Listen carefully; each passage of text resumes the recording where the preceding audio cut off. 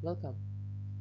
In this tutorial, we learn how to calculate the factorial of a number in JavaScript using recursion.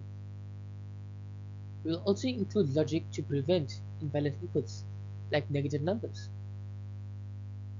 Factorial calculations are foundational in algorithms and math-based logic. Let's break it down step by step and write out our own recursive function.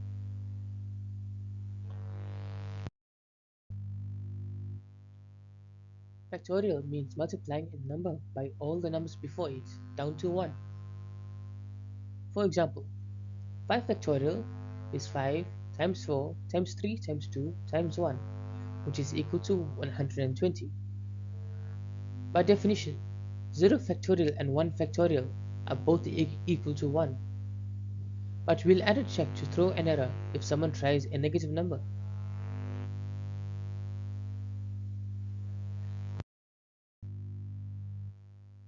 This function uses a recursive approach. First, we check if n is negative and throws a type error if so. If n is 0 or 1, we return 1, because factorial of 0 and 1 is always 1. Otherwise, we call the function with a n minus 1, building up the product.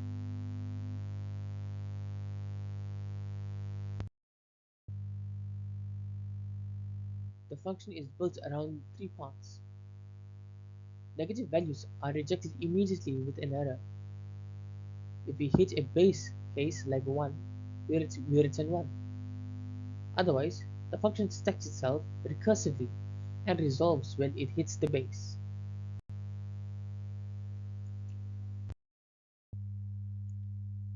Let's test this function with 1, 5, and 7.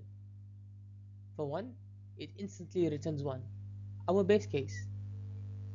With 5, the stack goes down to 1 and then multiplies on the way back up. This behavior is predictable and efficient for short factorial chains.